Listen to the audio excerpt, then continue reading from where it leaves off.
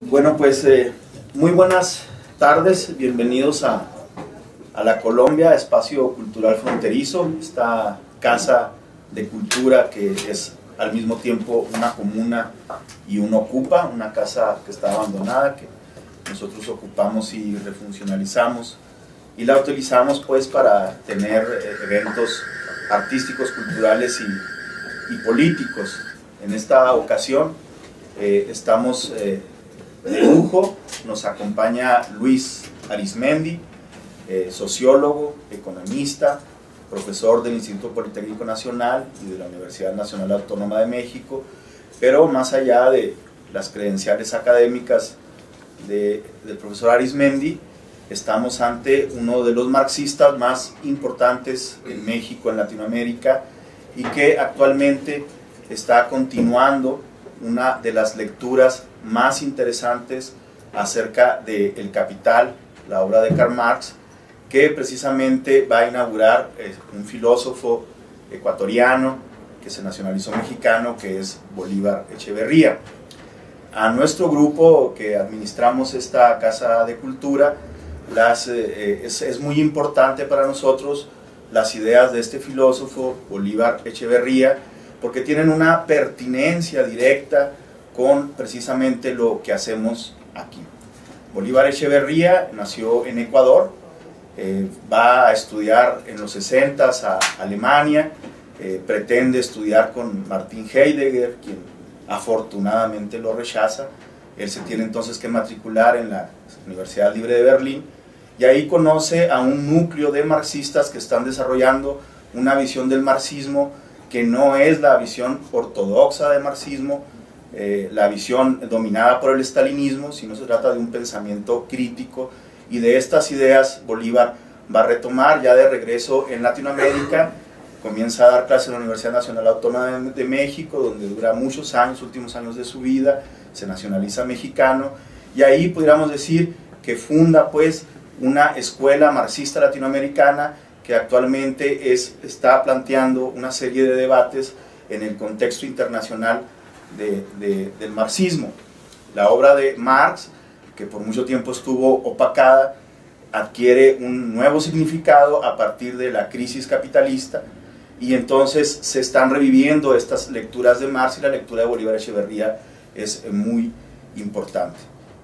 ¿Por qué tiene que ver con nosotros esta lectura de Bolívar Echeverría? Bueno, porque el marxismo de Bolívar Echeverría es un marxismo amplio, sofisticado, que nos permite entender no solamente aquellas luchas que tienen que ver directamente con la producción en la fábrica o con el obrero industrial tradicional, sino que se amplía sin pervertir la base filosófica del marxismo, precisamente a toda una serie de grupos, a toda una serie de expresiones de lucha que tienen que ver con la defensa de la vida, que tienen que ver con la defensa del espacio, con el uso de las cosas. Es decir, este marxismo más abierto es muy provechoso precisamente para las condiciones que ustedes saben aquí en Juárez hemos tenido que enfrentar. El interés que nosotros tenemos con las ideas de Bolívar Echeverría está directamente relacionado con digamos, las condiciones que hay en esta frontera, unas condiciones que son evidentemente capitalistas, pero que no necesariamente están dentro de un capitalismo tradicional industrial, sino que plantean una serie de retos para la vida misma de las comunidades, y en ese sentido el marxismo de Bolívar Echeverría nos permitía pues esta plataforma para aplicarlo en nuestra praxis de lucha. Para terminar, me gustaría decir que el interés que este grupo tiene por Bolívar Echeverría no es necesariamente académico, es un interés que tiene que ver con la praxis de lucha, y en ese sentido pues queremos aprovechar la visita de Luis Arizmendi. Quisiera hacerles una recomendación. El doctor Arizmendi es muy generoso en compartirnos sus ideas, aprovechémoslo. Aquí entre nuestro grupo hay gente que se dedica a la economía política, hay gente que se dedica a las ideas de feminismo, que trabajan el concepto de estética, que trabajan la literatura, y en todos esos temas Luis Arizmendi tiene algo que compartirnos. Él es muy generoso, entonces no se detengan, háganle preguntas, no tengan miedo, y bueno, yo los dejo con él. Adelante. Pues en principio agradecer la invitación. Me dio mucho gusto enterarme por Julián y ahora nuestro camarada de que tienen interés por la obra de Bolívar Echeverría, que pues fuera mi maestro. Me da mucho gusto en verdad que estén trabajando Bolívar por acá, me sorprendió y me ha estimulado muy gratamente para mi visita por primera vez en Ciudad Juárez. Les quisiera hablar de 3 coordenadas en términos como muy militantes. Se puede decir mucho sobre la obra de Bolívar. Es el marxista más importante del último medio siglo, en verdad me parece, a nivel mundial, no solo de América Latina. El nombre de Bolívar Echeverría está tallado y cada vez es más claro, al lado de nombres como Walter Benjamin, como Adorno, como Horkheimer, como Rosa Luxemburgo, como Henry Grossman, como Karl Bosch. Es al lado de gigantes de esa estatura que se escribe el nombre de Bolívar Echeverría.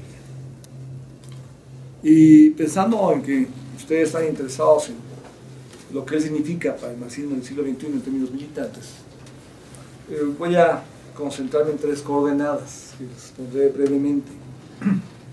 La primera tiene que ver con la poderosa lectura del Capital que Bolívar Echeverría fundó. En verdad, habría que decir la lectura más poderosa en la historia del debate internacional sobre el Capital. Y no lo digo demeritando de ninguna manera las otras lecturas claves, clásicas,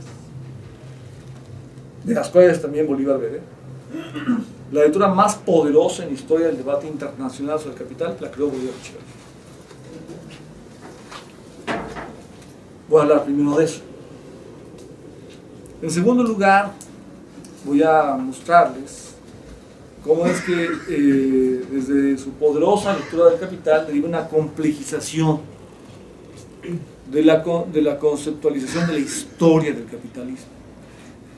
No se lee al capitalismo ni como un sistema homogéneo, no es lo mismo el capitalismo en Europa que en América Latina, no es lo mismo el capitalismo en Estados Unidos que en América Latina, tiene configuraciones diferentes.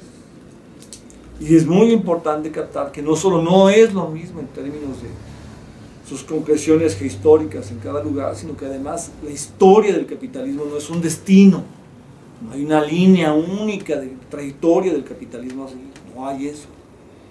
La complejización que Bolívar introduce para reconceptualizar al capitalismo, su espacialización y su historia es sumamente importante, porque de eso depende también entender el desafío que significa descifrar el capitalismo del siglo XXI. Y en tercer lugar les voy a hablar de una de las líneas clave que en función de su debate con Rosa Luxemburgo, de su herencia y de su debate con Rosa Luxemburgo, se abren para su contribución al diseño de una estrategia política revolucionaria contemporánea. De estas 3 coordenadas voy a hablar. Lo primero, Bolívar Echeverría es un ecuatoriano que se va a Berlín, en efecto buscando a Heidegger, a quien nunca encuentra, y finalmente se queda en la Universidad Libre de Berlín y conoce allí al alumno más importante de Marcuse, junto con Adorno y Horkheimer. Marcuse es el otro gran líder de la Escuela de Frankfurt. Rudi Dutschke tiene una relación personal con Marcuse. Bolívar jamás tuvo contacto con Marcuse, ya estaba en los Estados Unidos, en Brandeis. Pero este grupo que coordina Rudi Dutschke es el principal líder del movimiento estudiantil berlinés. Lo que Daniel Cohn-Bendit es para el movimiento francés del 68, Rudi Dutschke lo es para el movimiento alemán. Incluso si uno compara teóricamente a Cohn-Bendit con Rudi Dutschke es más profundo teóricamente. Este grupo está embarcado en recuperar las obras claves del marxismo crítico clásico, los de Rosa Luxemburgo, la contribución de Grossman, de Karl Korsch, de Lukács, las está leyendo a fondo este grupo. Y ellos incluso son quienes editan primero en Mimeos estas obras clásicas del marxismo crítico, que luego serán libros que publiquen diferentes editoriales. Este grupo está haciendo una discusión muy profunda sobre lo que es el capitalismo en la posguerra, a contrapelo de todas las interpretaciones que está construyendo la sociología burguesa. Y entonces entra en una discusión muy fuerte. Aquel planteamiento de Hannah Arendt, cuando termina la Segunda Guerra Mundial, el totalitarismo es no solo el nazismo alemán, sino el estalinismo ruso. Es un planteamiento muy conveniente para el elogio del capitalismo una vez que se concluye la guerra, porque desde la perspectiva de Hannah Arendt, tanto el nazismo hitleriano como el estalinismo ruso son formas históricas ajenas al capitalismo que operan como una especie de relámpago que llega a interrumpir la marcha del progreso.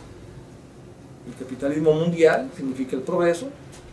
Estas dos formas históricas que integran al totalitarismo llegaron para interrumpirlo. Una vez que Hitler ha sido derrotado, la modernidad americana, Estados Unidos, va a traer consigo el detonante de un progreso económico y político independiente. Esta es la formulación de Hannah Arendt. La virtud de su planteamiento, hacer la crítica al estalinismo, al nazismo, juntos, está bien. Tenía que ser tan criticado el estalinismo como el nazismo, ¿sí? La gran funcionalidad del discurso de Hannah Arendt al discurso del poder moderno es que está tratando a estas como formas ajenas al capitalismo, como si el nazismo no fuera capitalismo, como si la URSS no fuera capitalismo. Estas son funcionalidades muy adecuadas para que no se pueda entender al capitalismo. La Escuela de Frankfurt se negó a esta interpretación y lo que Bolívar define como el manifiesto político de la Escuela de Frankfurt, el ensayo de Horkheimer que se llama El Estado Autoritario, bien podría ser interpretado como una reconceptualización a contrapelo. Para Horkheimer, el Estado autoritario es un término especial. Sirve para dar cuenta de una forma de capitalismo que reedita la esclavitud. Esos son los campos de concentración. Esos son los gulags. El Estado autoritario viola las leyes del capitalismo para hacer valer monopolios violentamente a favor de ciertos grupos de poder. Sobre los dominados abajo, el Estado autoritario reedita la esclavitud antigua. Al interior de la clase dominante, arriba, el Estado autoritario favorece ciertos grupos de poder, desfavorece a otros, violando las leyes del mercado para hacer valer el establecimiento de ciertos monopolios estratégicos. El Estado autoritario existió tanto en el nazismo alemán como en el estalinismo ruso. La Escuela de Frankfurt nunca vio a la URSS como socialista. Ni Horkheimer ni Adorno vieron así a la URSS. Rudi Dutschke, cercano a Marcuse, quien tiene una fuerte crítica al capitalismo americano, en afinidad a los planteamientos de Horkheimer y Adorno. No son idénticos los planteamientos de Horkheimer y Adorno con los de Marcuse, pero son afines. Cuando termina la Segunda Guerra Mundial, Adorno escribe este ensayo de Mínima Moralia, una mínima moral, que es un ensayo paradójico. El ensayo de Adorno se plantea qué vamos a hacer con la memoria de los nazis, con lo que los nazis significa. Si los perdonamos, el horror que ellos crearon se podría repetir. Si no los perdonamos, lo que sigue es ahora hacer valer la muerte contra ellos. Y podemos por ahí hacer que la barbarie se repita. Es un laberinto. Esta es una provocación de Adorno para mostrar el desafío que significa relacionarse con el nazismo en la posguerra, sin perdón, pero con el reto de no caer en lo mismo. En el fondo, el planteamiento de Horkheimer y Adorno es nada de que el capitalismo de la posguerra significa el progreso, nada de que el progreso económico llegó para quedarse, nada de que el progreso político va directo a la democracia. Estamos en el tiempo de la guerra nuclear que explota cualquier día. Este es el problema. Son alemanes. Tienen muy claro lo que significa Auschwitz, pero también lo que significa Hiroshima. no ven la Segunda Guerra, no ven la posguerra como los 30 gloriosos. Los ven como la continuación de la barbarie. En Estados Unidos, Backus está haciendo lo mismo, El hombre unidimensional. Es una obra que está discutiendo a un sujeto específico, el sujeto de la modernidad americana, que vive en la modernidad atómica. Eso es el hombre unidimensional, el hombre cómplice integrado al capitalismo atómico, las armas nucleares.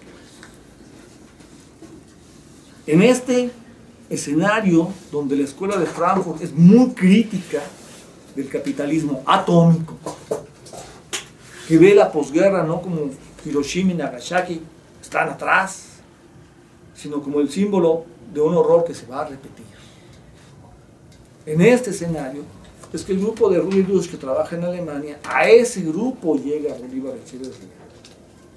Y llega de una manera muy peculiar, porque es un ecuatoriano que tiene la experiencia de la Revolución Cubana, que conoce la Revolución Cubana, que ha vivido de manera muy íntima la experiencia de la Revolución Cubana.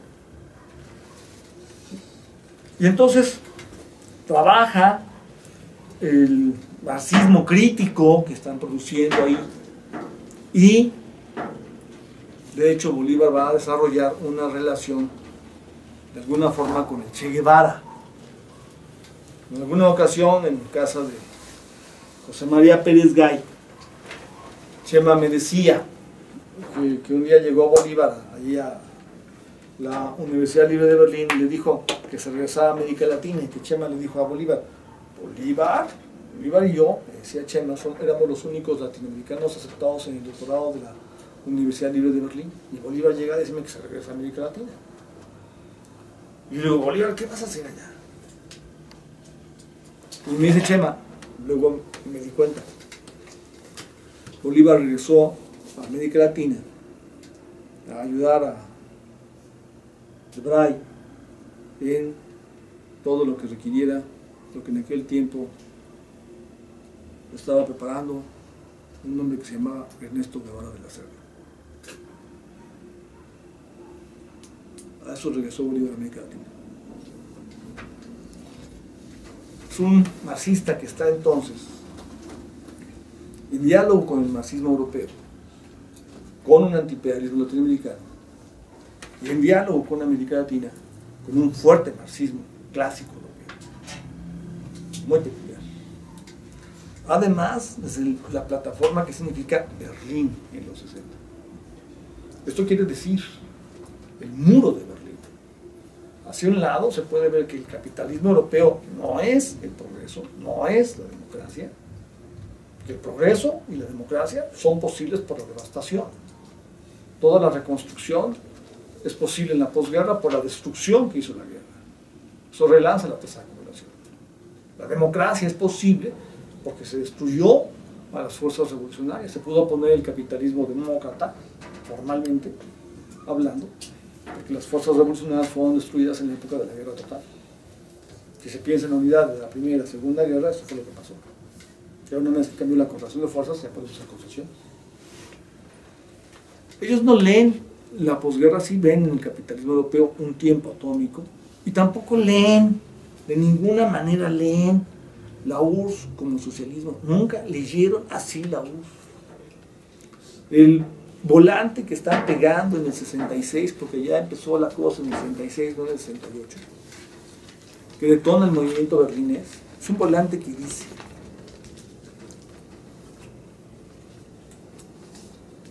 que hay devastación de los pueblos, tanto en Asia, como en África, como en América Latina, y que hay complicidad para producir esa devastación de Estados Unidos y de la Unión Soviética. Termina con un apotema inolvidable. Esta devastación seguirá su marcha mientras sigas callado, mientras tu nombre sigue en el silencio. Ese es el volante que detona el 66. Así empieza la cosa. A este grupo pertenece Bolívar Echeverría, y en este grupo inicia lo que va a convertirse en la más poderosa lectura del Capital. tiene una fuerte influencia de Rosa Luxemburgo, tiene una fuerte influencia de Lukács, tiene una fuerte influencia de Grossman. No son las únicas influencias, son las más importantes. Bolívar Echeverría conoce el debate total sobre la historia del capital. De Rosa Luxemburgo, para decirlo de un golpe, va a recuperar poderosamente la formulación, la barbarie. El capitalismo es la combinación de progreso y barbarie. Esta es la idea. La marxista que volvió a pensar la historia de la mundialización en clave de la encrucijada socialismo o barbarie fue Rosa Luxemburgo. Y esta es la influencia principal de Rosa Luxemburgo en Bolívar Echeverría. De Lukács, Bolívar va a recuperar la discusión sobre la cosificación. Rosa Luxemburgo ejerce una fuerte influencia en Bolívar Echeverría, en Lukács. Lo que Lukács llama cosificación es un modo de extender lo que Rosa llama barbarie. La cosificación es un término que está dando cuenta de que en el dominio que el capitalismo ejerce en el proceso de trabajo, la tecnología moderna, la maquinaria encarna el capital y derrota la soberanía política de los obreros que tienen que seguir el ritmo, la funcionalidad, las órdenes que la máquina impone. El sujeto dejó de ser sujeto en la producción. El objeto es el falso sujeto. Esto es enajenación, esto es cosificación. La soberanía social está pasada a la cosa. No sucede solo en la producción, sucede en lo político. El Estado, con su jaula de hierro, con su sistema burocrático, integra una gran maquinaria, una maquinaria burocrática que controla el sistema de convivencia social. No hay autogobierno, hay una cosificación, una res pública, una cosa pública que domina todo social. El jurista, el sistema jurídico contemporáneo que tiene una ética abstracta, que repite leyes en automático, que no tienen más que obedecerse sin criticarse, está reproduciendo en el ámbito jurídico la legalidad del capitalismo. La totalidad del capitalismo en términos económicos, políticos y jurídicos estatales es explicable en función de la cosificación. Al final, la historia no está dirigida por el sujeto, al final, el falso sujeto, el capital, produce barbarie. Cosificación en la producción, cosificación en la política, cosificación en la cultura, cosificación en el derecho, cosificación en la historia, barbarie. Eso significa cosificación en Lukács. Toda la discusión en historia y conciencia de clase que va a fundar lo que habría que llamar marxismo crítico es esto, es este su punto de partida. El marxismo crítico se va a negar a hacer del marxismo saber que no sabe nada. En el siglo XX el marxismo se difundió, pero se deformó. Surgió a través del marxismo socialdemócrata, su internacionalización importante en el siglo XX. Bernstein, Kautsky, Hilferding. Pero el marxismo socialdemócrata lo que hizo fue leer El Capital de Marx como una obra del siglo XIX, historicistamente, vaciarla de su contenido crítico y reemplazarla por el mito del progreso. El capitalismo del siglo XX dejó atrás las leyes del capitalismo del siglo XIX. El Capital de Marx es una obra del siglo XIX, sus leyes ya no sirven para explicar al siglo XX. El capitalismo del siglo XX con los monopolios está avanzando en el progreso económico y en el progreso político. Como si están elevados en los niveles salariales en Europa a principios del siglo XX, el marxismo socialdemócrata vive esto como la Belle Époque, la bella época que llegó para quedarse. Entonces, los ascensos en los niveles de vida prometen que el capitalismo va a mejorar el mundo para todos. La modificación de los parlamentos promete que el progreso político va a ser para todos. La bella época es una bella época económico y política que llegó para quedarse. Este es el planteamiento del marxismo socialdemócrata. El marxismo socialdemócrata hizo del marxismo saber que no sabe nada. Contra esto peleó Rosa Luxemburgo, contra esto peleó Grossman, contra esto peleó Lukács. Cuando se funda la URSS, el marxismo se vuelve una caricatura. La expresión el marxismo se volvió un saber que no sabe nada, alimentó Sartre para referirse al marxismo soviético. Esta expresión marxismo soviético es de Marcuse. Allí la historia es vista como destino, como una evolución natural. Hay un desarrollo de las fuerzas productivas que lleva automáticamente a una transformación de las relaciones de producción, que entonces dan pie a que aparezca un nuevo desarrollo de las fuerzas productivas, que otra vez va a conducir a una transformación al final de las relaciones de producción, así seguido. Así sale un esquema: esclavismo, feudalismo, capitalismo, socialismo, comunismo. El cielo es un destino indetenible. Llegaremos más temprano que tarde si todos obedecemos al Mesías que se llama Stalin. El marxismo soviético hizo del marxismo una caricatura, porque hizo del marxismo una religión de Estado. Leyó el marxismo desde un discurso que interpreta la historia como destino, monolíticamente, una única línea, y eso no es lo que Marx entiende por la historia, ni del capitalismo, no digamos de las sociedades de clase, ni del capitalismo. El marxismo se difundió en el siglo XX, pero a través de dos versiones que lo deformaron y lo vaciaron. A esas versiones es a las que se opone el marxismo crítico. Marxismo crítico o marxismo clásico son términos profundos que están dando cuenta del marxismo que se niega a abandonar la teoría de la revolución, que se niega a abandonar la crítica a la barbarie, que asume la revolución como fundamento del futuro. Y son términos que no son sinónimo de marxismo occidental, de Perry Anderson. El término marxismo occidental de Perry Anderson tiene dos problemas. En primer lugar, el problema de que el marxismo fuerte, crítico, nada más está en Occidente. ¿Y qué pasó en Oriente? No está Rostovsky, no está Grossman, no está Seleni, no está Kosik, ¿qué pasó? No está Rubin. Todo lo importante del marxismo crítico oriental no se ve, se desprecia. Pero además así no se entiende tampoco Occidente, porque ¿a poco no había en Occidente el marxismo hecho caricatura con el marxismo socialdemócrata? No sirve. El término de Perry Anderson, marxismo occidental, no sirve. No se puede definir al marxismo por su lugar. Como se dice, por ejemplo, la lectura italiana del Capital, la lectura francesa del Capital. Es que tiene que ver Althusser con Henri Lefebvre. Son cosas completamente polarizadas. Que tiene que ver Negri con Labriola. Son cosas muy diferentes. Al marxismo se le define por su fundamento teórico-político. Marxismo crítico clásico es eso. Término que da cuenta de la corriente del marxismo que leyó el Capital para la crítica de la barbarie, para la crítica de la enajenación, para la crítica de la mundialización capitalista, y que jamás abandonó la revolución como fundamento del futuro. A ese marxismo es al que se inserta, en el que se inserta la escuela de Frankfurt. En ese marxismo es en el que se inserta Bolívar Echeverría. Yo de hecho digo que el verdadero heredero de la escuela de Frankfurt es Bolívar Echeverría, no Habermas. Habermas es una caricatura, eso no es marxismo.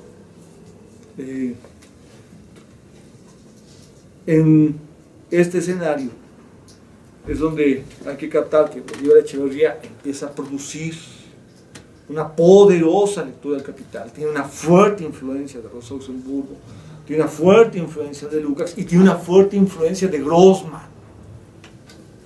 Lo importante de Grossman, si lo importante de Rosa fue la crítica a la barbarie, si lo importante de Lukács fue la crítica a la cosificación, lo importante de Grossman es la crítica a la ley general de la acumulación capitalista.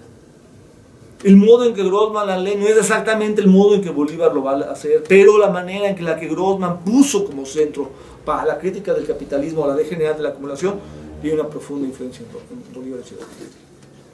Colocar la ley general de la acumulación capitalista como centro en la crítica de la historia del capitalismo lleva a construir un concepto de capitalismo muy peculiar.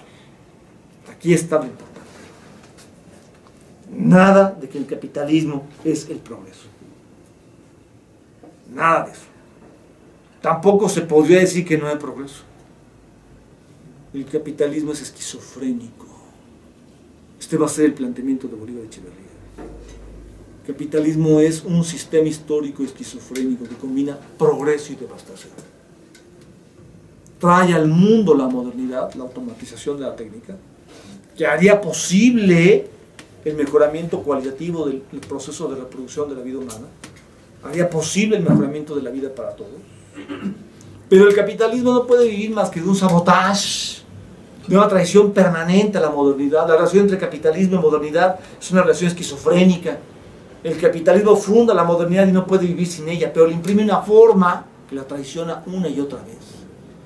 No solo la traiciona formalmente, porque la gente está puesta en peligro de muerte y por eso es que se puede convertir en proletariado, porque te quitan de medios de producción, te quitan de medios de consumo y porque no tienes cómo subsistir, por eso es que tienes que aceptar el infierno que significa que tu subjetividad sea mercancía, venderte con fuerza de trabajo todos los días, es asumir como normal lo que es anormal, estar en peligro de muerte. Capitalismo es un sistema histórico violento. En el capitalismo no hay paz, hasta cuando no hay guerra militar, la guerra continúa, porque lo que hay es un simulacro de paz, un simulacro de alto al fuego, un estado de Pax con X. Sucede así porque lo que está pasando con el capitalismo es que hay una guerra civil permanente. El desarrollo tecnológico está produciendo un desgarramiento de los dominados modernos en desempleados y empleados. El término que Marx usa es un término que viene del argot militar, ejército de reserva, ejército en activo, que está indicando que esto no es una metáfora, sino que la economía del capitalismo es una economía de guerra, que produce heridos y muertos. Por eso a mí me gusta decir que lo que pasa con el capitalismo, parafraseando aquella idea de Clausewitz de que la guerra es la continuación de la política por otros medios, es que la guerra continúa a través de la economía por otros medios. En el capitalismo la economía es la continuación de la guerra por otros medios. El desarrollo tecnológico es un arma. Produce desempleados y obliga a los empleados a ser sujetos que aceptan salarios cada vez más bajos.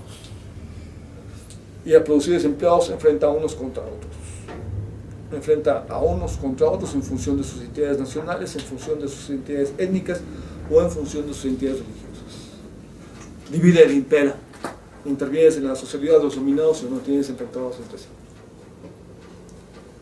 Bolívar Echeverría entonces lee la ley general de la acumulación capitalista para mostrar que el problema con el capitalismo no es que no haya progreso tecnológico, económico, es que hay un tipo de progreso peculiar, que en tanto está al servicio del apuntalamiento continuo del poder planetario, este es un progreso esquizofrénico, es un progreso que sintetiza y combina en sí mismo progreso y devastación. Devastación del proceso de reproducción social, devastación de la naturaleza. La ley general de la acumulación capitalista no es una ley del siglo XIX. La ley general de la acumulación capitalista, y Néstor Bolívar rebasa incluso a marxistas que habían pensado la ley general de la acumulación capitalista, intentando, insuficiente, aunque sugerentemente, dar cuenta de su vigencia como Mandel. Los comentarios de Mandel al Capital en inglés, Mandel no alcanza a resolver cómo dar cuenta de la vigencia de la ley general de la acumulación del siglo XX, rebasando posiciones así. Bolívar Echeverría muestra que la ley general de la acumulación capitalista es una ley que da cuenta de una tendencia epocal. Entre más avance el desarrollo tecnológico del capitalismo, más profundas serán sus amenazas para la naturaleza y la civilización. Más radical la combinación esquizofrénica de progreso y devastación. Nosotros vivimos en la época de la mayor prueba al respecto de eso. Vivimos en el tiempo del mayor desarrollo tecnológico en la historia, no de la modernidad, sino de la humanidad. Robótica, informática, ingeniería genética, tecnología espacial, telecomunicaciones. Y al mismo tiempo vivimos en el tiempo de la mayor devastación de la naturaleza y de la mayor devastación de la sociedad. 1/6 de la población mundial duerme todas las noches con hambre. Esta es la crisis alimentaria más grave en la historia de la humanidad. La pobreza se volvió mundial, no lo era. Se volvió mundial en la vuelta de siglo. Vivimos en el tiempo de la mayor devastación de la naturaleza, que genera consecuencias para todo el siglo XXI y quizás para el siglo XXII, y todo va que vuela en esa dirección. Sí está en peligro la civilización, sí está en peligro la naturaleza.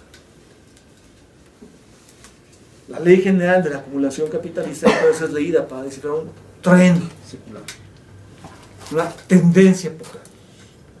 La vigencia del capital de Marx se lee, dando cuenta del capital como una obra que descifra tendencias epocales. Y no en función de esta idea que surgió a finales del siglo XIX y que tienen ya más de un siglo diciendo, de que el capital de Marx es una obra del siglo XIX. A eso hay que decirles, ustedes dicen eso desde que antes de que acabara el siglo XIX ya le debían haber cambiado la cantaleta. y más en la época de la crisis epocal del capitalismo, porque con todo esto junto, crisis alimentaria, mundialización de la pobreza, crisis de sobreproducción, crisis financiera, crisis ecológica. A ver, quiero ver quién va a explicar eso desde la economía convencional o desde la sociología política. A ver, el capital está de regreso en el debate internacional. Se están haciendo libros muy importantes, no sobre el marxismo, sobre el capital. En Canadá, en Estados Unidos, en Italia, en Francia, en Alemania. En Alemania hay un debate muy importante sobre el capital, en Argentina, en Brasil y por supuesto en México. Y lo que yo sostengo es que la lectura más poderosa del capital en la historia del debate internacional del capital, y no estoy desmeditando a los clásicos, que todos ejercieron una influencia en Bolívar Echeverría, la lectura más poderosa del capital porque descifra la combinación esquizofrénica de progreso y devastación desde la cual se puede entender el siglo XXI, la fundó Bolívar Echeverría.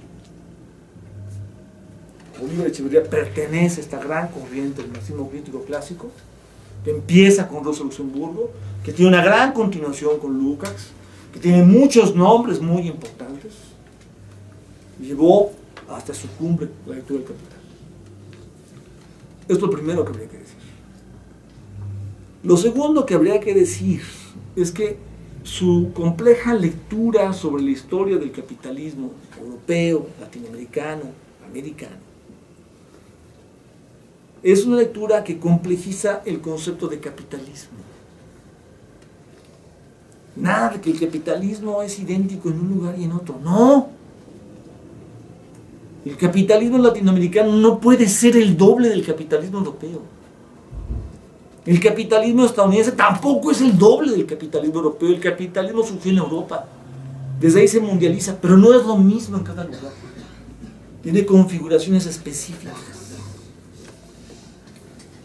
Y no solo, sino que además la historia del capitalismo no es una línea. No crees que esta maldita forma en la que estamos insertos, esto que yo llamo capitalismo necropolítico, economía criminal que produce muerte y devastación. Ustedes viven en uno de los lugares paradigmáticos en México. Nada de que este maldito infierno es destino y el mundo no podía más que ser esta maldita devastación. No, esto no. Esto es Ciudad Juárez, esto es México, esto no es América Latina.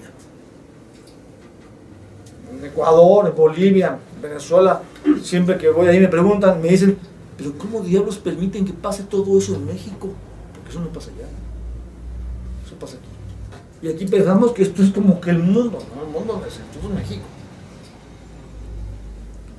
El complejo concepto de capitalismo de Bolívar Echeverría permite dar cuenta de las diferentes configuraciones del capitalismo y de que el capitalismo no es una trayectoria, sino un proceso en situación. Hay diferentes configuraciones del capitalismo que jalonean entre sí. ¿Cuál va a preponderar? Y nos encontramos en un tiempo de transición muy complejo, donde hay configuraciones del capitalismo que están peleando. Por eso es tan importante entender esto. Si uno se acerca con fineza a esta discusión, entonces podría uno ver, lo voy a decir de manera muy pedagógica, que la polémica que Bolívar Echeverría tiene con Weber, bajo de la ética protestante, es una polémica que lo lleva a complejizar la teorización del marxismo clásico sobre la mundialización capitalista. El capitalismo protestante es un capitalismo que se entrega de bruces a la lógica del capitalismo, que acepta el sacrificio laboral, que acepta el sacrificio del consumo para maximizar la tasa de acumulación. Es un capitalismo autoritario devastador. El capitalismo del norte de Europa es protestante. El capitalismo del norte de Europa es el capitalismo que influye en la construcción del capitalismo americano, el capitalismo de Estados Unidos, lo que Bolívar llama la modernidad americana. Un tipo de capitalismo, una configuración del capitalismo que se niega a tener diálogos intercivilizatorios, que a la hora de conquistar otras civilizaciones lo que asume es la devastación, la masacre, el genocidio. Esto es la acumulación originaria de Estados Unidos.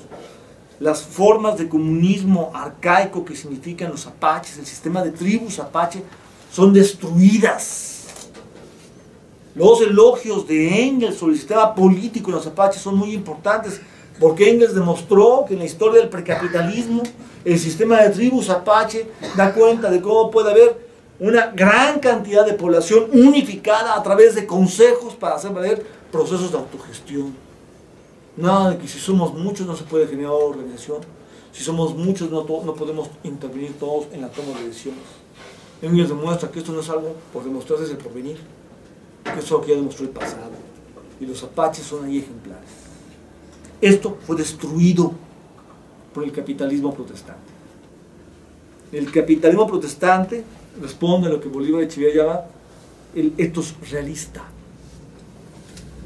Un capitalismo en donde su comportamiento está regido por la identificación radical con la lógica de la acumulación capitalista.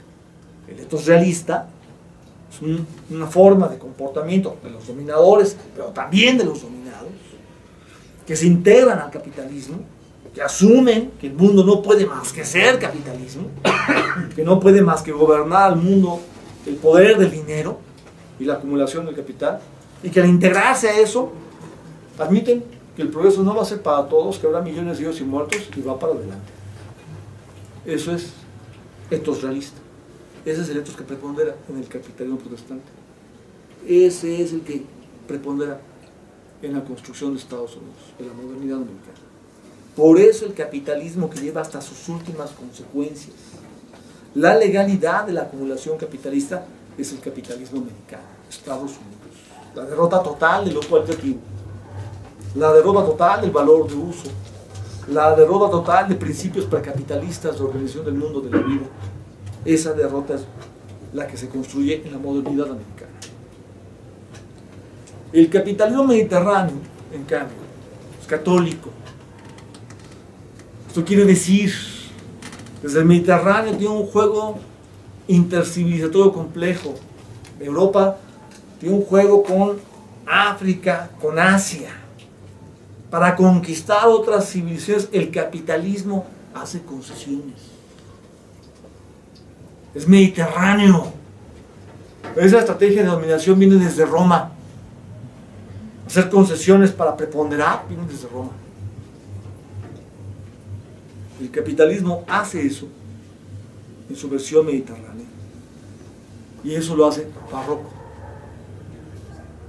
Barroco se refiere a una combinación extravagante, a una mezcolanza exagerada.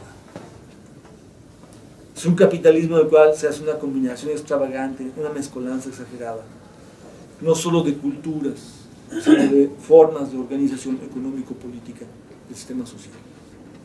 Un capitalismo que acepta esta mezcolanza exagerada a cambio de preponderar.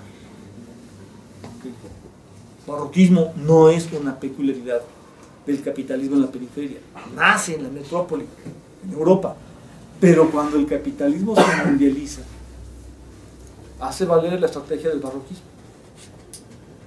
En América Latina es muy notorio, porque esto es lo que sucede.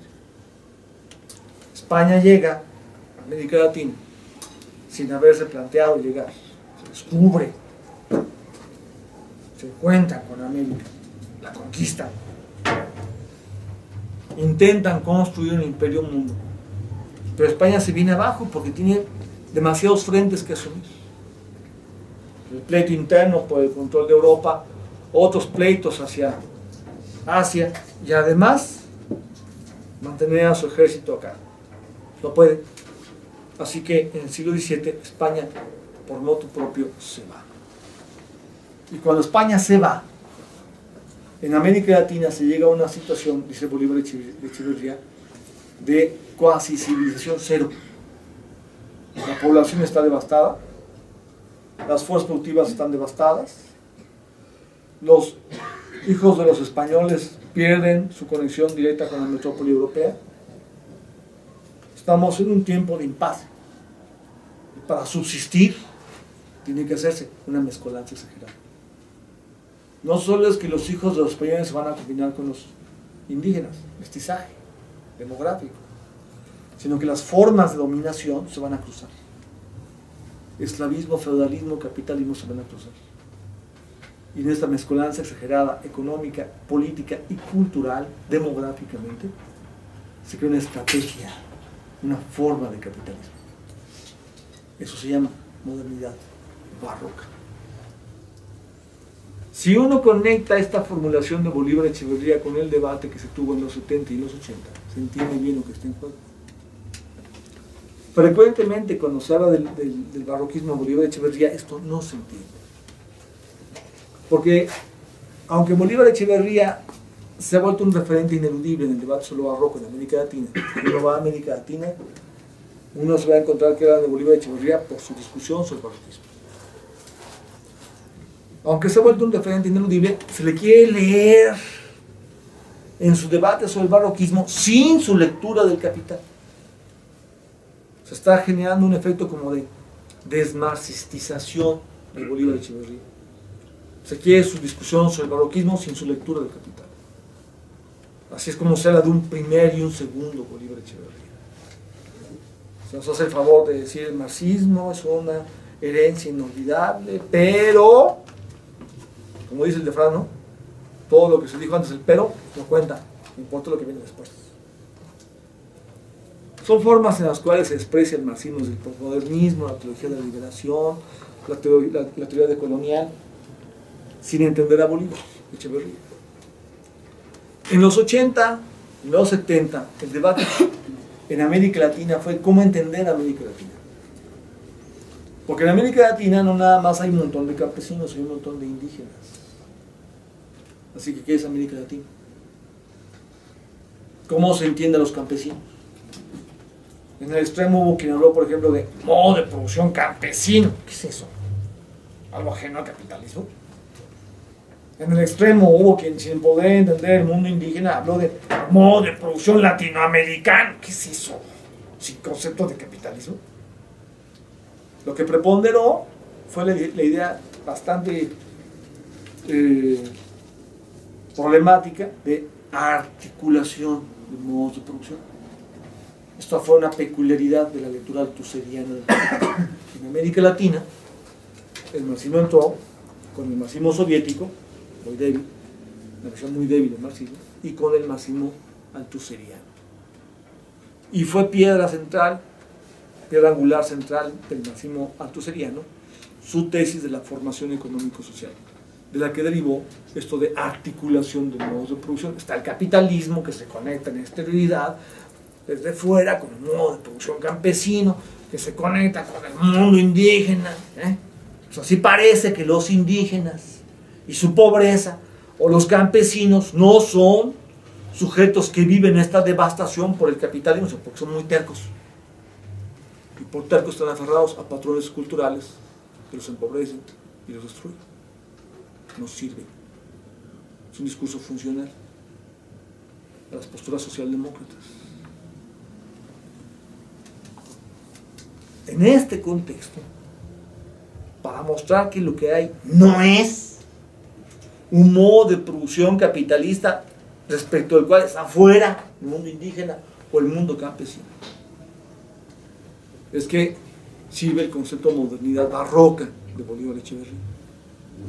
Para mostrar esto vale mucho la pena conectar su lectura del Capital con la lectura del Capital que hizo en América Latina Rui Mauro Marini, el más importante marxista en el debate latinoamericano sobre la teoría de la dependencia. Para Rui Mauro Marini, América Latina es incomprensible si no se le ve en medio de la teoría de la economía mundial. El primer gran marxista que lee América Latina en clave de teoría marxista de la economía mundial se llama Rui Mauro Marini. Por eso Bolívar Echeverría valoraba tanto a su amigo Rui Mauro Marini. Yo le ayudé a Bolívar a hacer el libro en el que se nota la influencia de Marini en él. Conozco bien cómo Bolívar valoraba a Marini. Marini decía que la periferia rinde un tributo permanente a la metrópoli, un tributo que se rinde a través del intercambio desigual. No se pagan los precios de las mercancías por lo que valen, se venden con precios por encima de su valor, o se le compra a la metrópoli mercancías por encima de lo que valen. Hay una constante transferencia, un tributo que se rinde desde la periferia hacia la metrópoli. Y esto conduce a que los capitalismos latinoamericanos no puedan ser el doble de los capitalismos europeos, porque aquí el salario no va a pagar las condiciones medias dignas de la reproducción social nacional, porque el capitalismo en América Latina rinde tributo permanente a la metrópoli. Los capitales de la periferia compensan sus pérdidas en las relaciones de poder con las metrópolis, regresando a sus naciones, pagando salarios que violan la ley del valor en la relación capital-trabajo. No se paga el salario cubriendo las condiciones medias dignas de la reproducción social nacional. Se violenta la reproducción social nacional de tal manera que no solo hay explotación de plusvalor, sino sobreexplotación de la fuerza de trabajo. Sobreexplotación no significa una explotación muy grande. Sobreexplotación significa que sobre la explotación de plusvalía se instala otro mecanismo, el de expropiación de valor al salario. Fondo social de consumo es arrebatado para ser convertido violentamente en fondo capitalista de acumulación. Riqueza que debió ser salario no se paga y se vuelve tasa de ganancia. Esta es la regla en América Latina. Por eso es que Marini dice, en América Latina la miseria llegó para quedarse. Nada de que si nos ponemos las pilas y lo hacemos bien, si no vamos a ser el doble de Francia, al menos sí de Portugal. Pues no se puede, porque somos periferia, porque las relaciones de poder de la economía mundial se imponen. Si uno da el paso que sigue a partir de este descubrimiento de Marini, el capitalismo latinoamericano está imposibilitado para ser el doble del capitalismo europeo. La sobreexplotación es estructural. Si no da el paso que sigue, la pregunta es, ¿y entonces cómo diablos se reproduce la fuerza de trabajo nacional en capitalismos donde el salario no puede llevar a cabo la reproducción de esa fuerza? Respuesta: porque hay que recurrir a estrategias mixtas de reproducción. Entonces, en América Latina, la fuerza de trabajo nacional recurre a una estrategia de mercantilización de su fuerza de trabajo. Se vende como clase obrera. Pero también hay líneas de reproducción de la fuerza de trabajo nacional que hacen mantener, que hacen valer la persistencia de formas precapitalistas, formas de autoconsumo. Por eso es que todos los pronósticos respecto de que los campesinos se los iba a llevar el viento, iban a desaparecer de la faz de la tierra, están hechos pomada. Están plenos en el siglo XXI. Por eso es que la formulación de que los indígenas, adiós, se ve un sujeto histórico inocultable al final del siglo XX. En América Latina, el capitalismo no puede reproducirse sin que haya una reproducción de la fuerza de trabajo nacional que recurre a estrategias mixtas. En términos económicos, eso es el barroquismo. En términos culturales, que es donde empieza la discusión del barroquismo, adquiere configuraciones muy peculiares. La discusión empieza ahí, yo me fui al final, que debería ser el principio, pero me fui al final para que se entienda. Lo conecté con la discusión sobre la articulación de modos de producción para que se vea que lo que está pasando acá no es articulación de modos de producción, sino un capitalismo peculiar. Los campesinos y los indígenas no están fuera del modo de producción capitalista, están dentro y son dominados de un modo peculiar. El capitalismo aquí es barroco, lleva a cabo una mezcolanza, una combinación exagerada, extravagante de precapitalismo y capitalismo para preponderar, para hacer valer sus relaciones de dominación. La discusión empieza en el terreno cultural y su principal ventana es la que tiene que ver con el debate sobre la religión. En México nos queda muy bien el ejemplo de la Virgen de Guadalupe. Una virgen que es morena, en una religión racista, blanca. Una virgen que es indígena, en una religión que es racista, conquistadora. Una virgen que es femenina, una deidad femenina, en una religión patriarcal. Esto no había existido en el cristianismo. Deidad morena, femenina, indígena, dentro de una religión conquistadora. Lo que está sucediendo es que dentro del cristianismo emergen las deidades prehispánicas. Tonantzin está aquí, pero no se llama Tonantzin, se llama Virgen de Guadalupe. Que además le apareció a un indígena. Por eso el Vaticano originalmente reconocía que esto era muy problemático. Recordarán que en el siglo XX, con Salinas, este fue el problema, que el arzobispo de México dijo: nunca existió la Virgen de Guadalupe. Pues, ¿cómo les vienes a decir esto a tantos millones de filipinos? Por eso lo quitaron. La Virgen de Guadalupe expresa un renacimiento de una religión prehispánica dentro de una religión conquistadora. Esto es barroco, una mezcolanza exagerada de principios que se contraponen: cultura de la conquista y cultura de la contraconquista. Allí hay una dialéctica inestable entre resistencia e integración. Se resiste, ahí está Tonantzin, pero se integran porque es cristianismo. Hay lugares donde la resistencia prepondera más y una tradición muestra la resistencia. Hay lugares donde la integración prepondera más y se nota mucho el principio del sacrificio. Varía. Pero esto es la historia de América Latina, porque si van hacia América Latina, esto es lo que pasa con las deidades de América Latina, en todos lados. Cambian las formas, pero esto es lo que pasa culturalmente. Lo que Bolívar Echeverría está haciendo es leer en clave de teoría de la cultura, a juego del barroquismo, toda la historia de América Latina. Y si uno construye las mediaciones, cosa que estoy haciendo yo, a lo que llega es a que hay una reconceptualización de toda la historia del capitalismo latinoamericano. Estoy dando algunas claves centrales para eso, que saben en función del mirador Bolívar Echeverría. Nada de que hay articulación de modos de producción. La situación de los campesinos, la situación de los indígenas es capitalismo. Nada de que su pobreza tiene que ver con su terquedad cultural. Es capitalismo que los devasta. Hay que descifrar las formas con las que sucede esa dominación. Se abre esa discusión cuando lo que en los 70, 80 fue el debate en torno a la articulación de modos de producción se rebasa con una teoría que da cuenta de la especificidad del capitalismo latinoamericano. Y ahí se habla del capitalismo latinoamericano como modernidad barroca. Entonces vean, el capitalismo americano es un capitalismo de modernidad realista que lleva a la derrota total del valor de uso. El capitalismo latinoamericano es uno de modernidad barroca que lleva a cabo una combinación exagerada, extravagante de formas precapitalistas y capitalistas, por resistencia, pero también por integración. Si los campesinos y los indígenas siguen aquí, es porque es funcional el capitalismo, pero también porque resisten. Es una combinación compleja.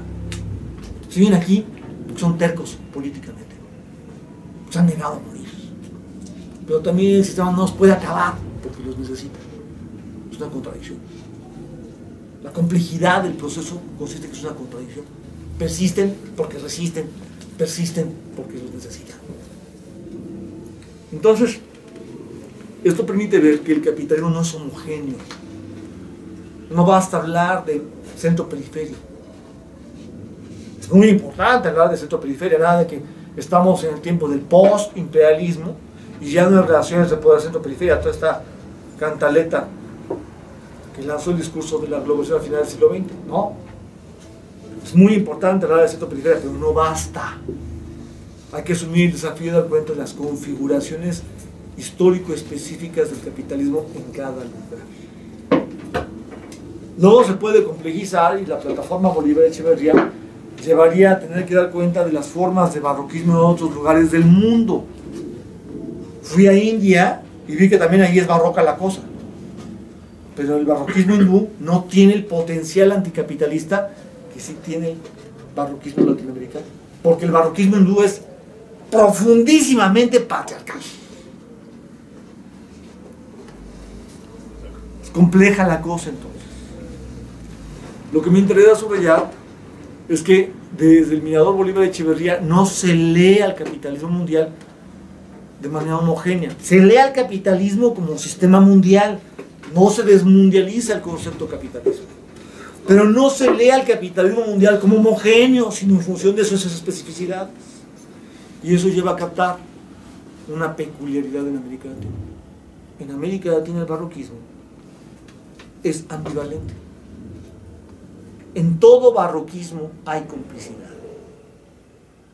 Como sea, es cristianismo. Es religión de conquista, no nos hagamos. Pero en todo barroquismo hay un potencial anticapitalista.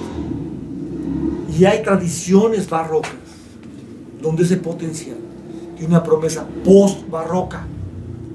O sea, donde el potencial anticapitalista puede romper su complicidad con el capitalismo para hacer valer su anticapitalismo. Ese potencial está en América Latina. Y es el que se consigue identificar cuando se hace la evaluación de la modernidad barroca. Dar cuenta de las configuraciones histórico-específicas del capitalismo permite evaluar las condiciones de posibilidad para la dominación, pero también para la liberación en cada lugar. Por eso importa una actualización fina del capitalismo. De cómo se entiende el dominio, depende cómo se asuma la estrategia de contradominio. Esto es lo segundo. Bolívar Echeverría fundó la lectura más poderosa del Capital en la historia de su debate internacional. Número 1. Bolívar Echeverría fundó una conceptualización compleja de la mundialización capitalista que, al dar cuenta de la modernidad barroca en América Latina, permite explorar su potencial anticapitalista. Número 2. Número 3. Bolívar Echeverría no solo es el marxista latinoamericano que más finamente leyó a Rosa Luxemburgo. De hecho, me parece que Bolívar Echeverría es el marxista que más finamente leyó a Rosa Luxemburgo de todo el siglo XX. Rosa Luxemburgo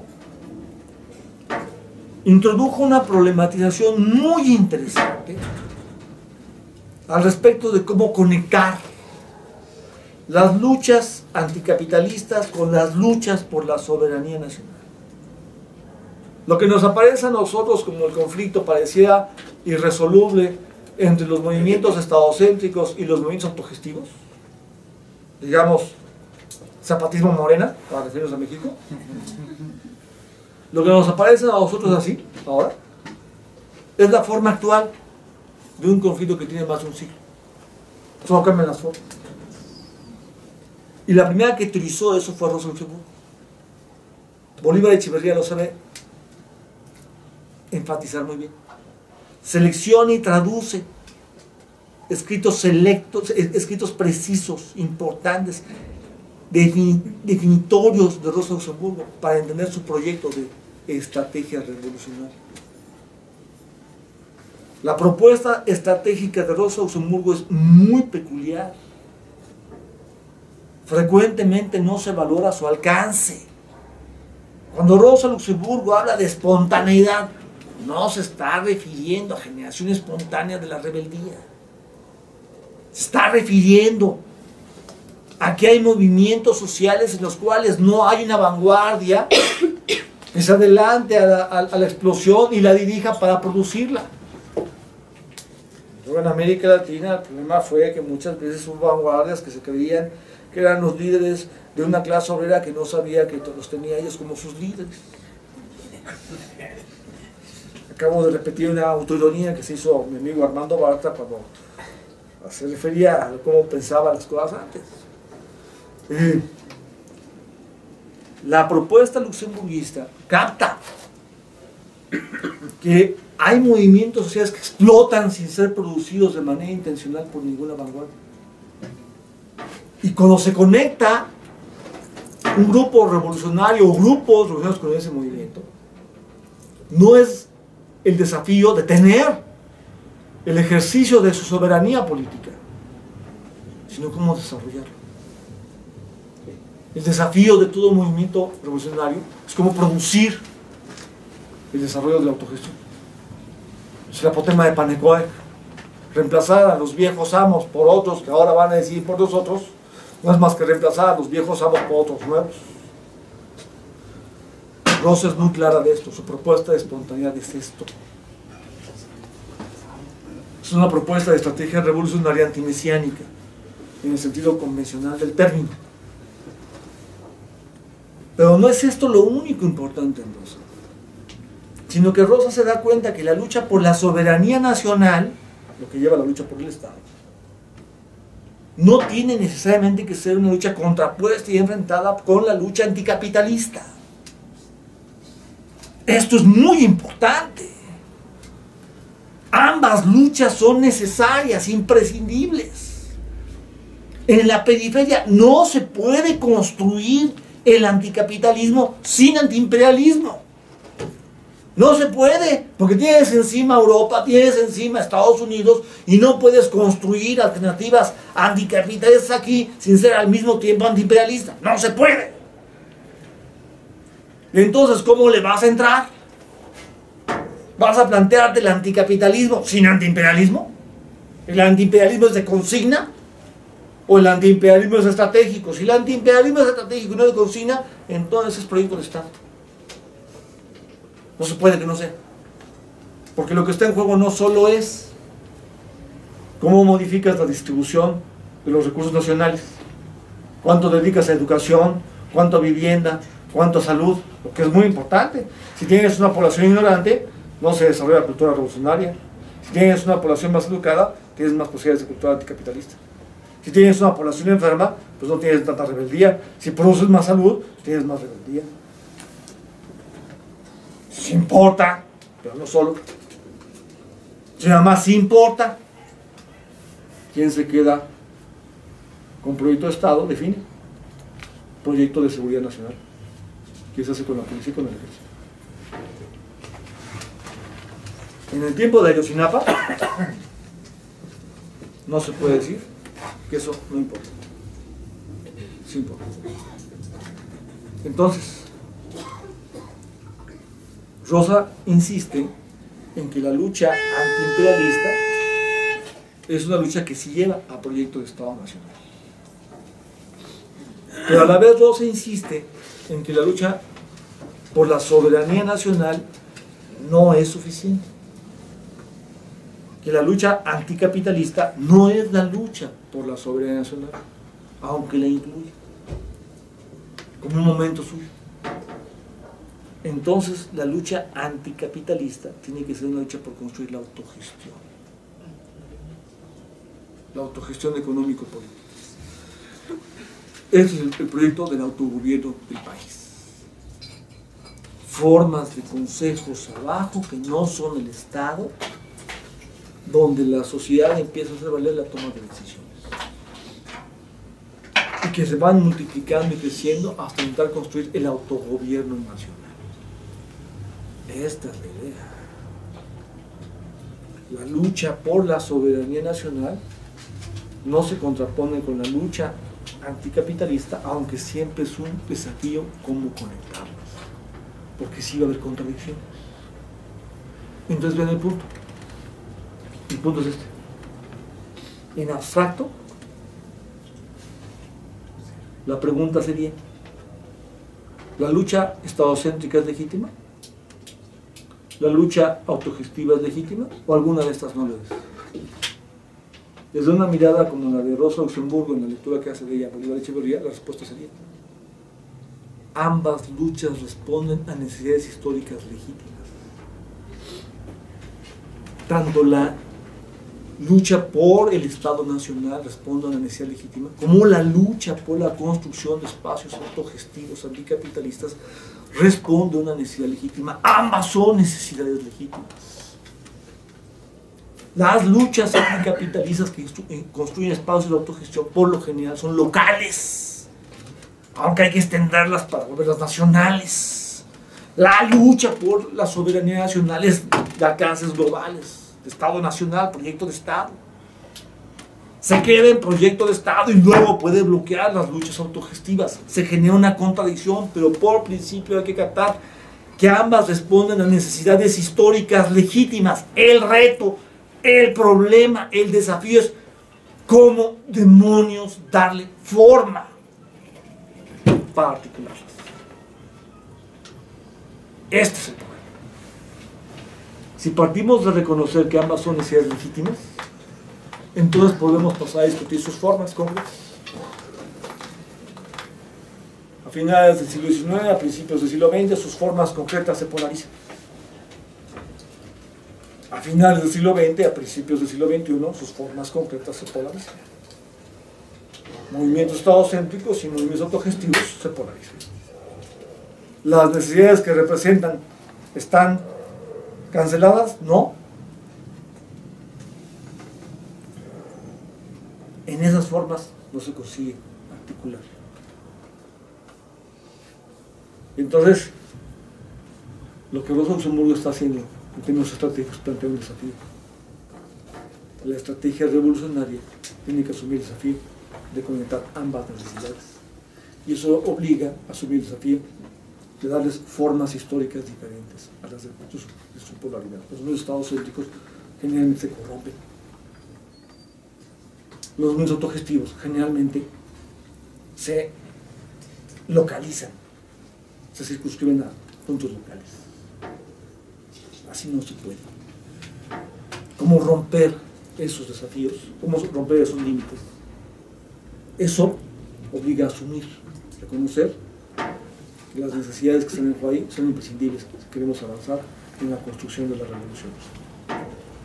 Soberanía nacional y autogestión anticapitalista son movimientos sociales que frecuentemente se polarizan, pero para construir la estrategia de la revolución comunista son necesidades esenciales las que se juegan en ambas. El desafío del movimiento revolucionario es darle forma a esas necesidades que permita unificarlos. Hasta ahora no hemos tenido eso. Construir eso es nuestro desafío. La lectura que Bolívar Echeverría sobre Rosa Luxemburgo es muy importante para América Latina. Si uno relee así su discusión sobre el barroquismo, entonces se puede entender de qué habla cuando habla de una estrategia rizomática. Cuando está hablando de que en América Latina quizás se pueda cambiar el capitalismo sin tener que recurrir necesariamente a un movimiento violento. Este es el punto. Está pensando en lugares donde los espacios de autogestión se van logrando construir abajo. Y el reto es si pueden romper límites como para ir construyendo el autogobierno nacional. Quizás la experiencia que mejor da cuenta de las posibilidades para intentar avanzar en esa dirección sea Bolivia. Lo que pasa en Bolivia actualmente es muy importante. El lugar del mundo que da lecciones al mundo hoy se llama Bolivia. Lo que Che Guevara vio en Bolivia quizás se haga verdad en el siglo XXI. Lo que Che Guevara vio en Bolivia fue que Bolivia era el lugar en el cual se combinaban tres necesidades y desafíos: la lucha anticapitalista, la lucha antiimperialista, la lucha antirracista, todo junto. Si Bolivia se vuelve el espacio en que esto se consigue concretar y avanza, construirá ahí una lección de porvenir. Por eso el Che se embarcó en Bolivia. No era porque fueran muy pobres. El Che vio en Bolivia es fundamental. La visión de Bolívar Echeverría sobre el post-barroquismo lleva una afinidad con el Che Guevara. Este es lo que corresponde, el planteamiento corresponde a la tercera coordenada que me interesa exponerles hoy. Bolívar Echeverría funda la editorial más poderosa en la historia del debate internacional del capital porque explica la combinación esquizofrénica de progreso y devastación como la ley que rige la marcha de la modernidad capitalista. Desde esta perspectiva se puede descifrar el siglo XXI como el siglo del mayor desarrollo tecnológico y la mayor devastación de la naturaleza y de la sociedad. Número uno. Número dos, Bolívar Echeverría construyó una complejización de la conceptualización de la mundialización capitalista que permite dar cuenta del capitalismo europeo, del capitalismo americano, del capitalismo latinoamericano y sus configuraciones específicas. Al ver el capitalismo latinoamericano como modernidad barroca, se puede captar una forma de dominación, pero también un potencial revolucionario del capitalismo de esta región del mundo. Bolívar Echeverría, número dos, Bolívar Echeverría es el marxista que mejor leyó a Rosa Luxemburgo. Si uno valora que está dando cuenta de dos necesidades legítimas, la lucha por la soberanía nacional, la lucha por la autogestión anticapitalista, puede uno captar que sus concreciones históricas en formas que se enfrentan no cancela la presencia de esas necesidades que tendrían que ser asumidas y desarrolladas con formas diferentes. Eso nos llevaría a valorar lo que se hace en los estados post-neoliberales más importantes de América Latina, ante todo en Bolivia, donde la construcción de espacios autogestivos abajo se conecta con la construcción de la soberanía nacional arriba. No voy a decir que sin contradicciones, no voy a decir que sin limitaciones, pero se hace como no se hace en ningún lugar del mundo. Lo que pasa en Bolivia no pasa en este maldito país, y lo que pasa en este maldito país no pasa en Bolivia.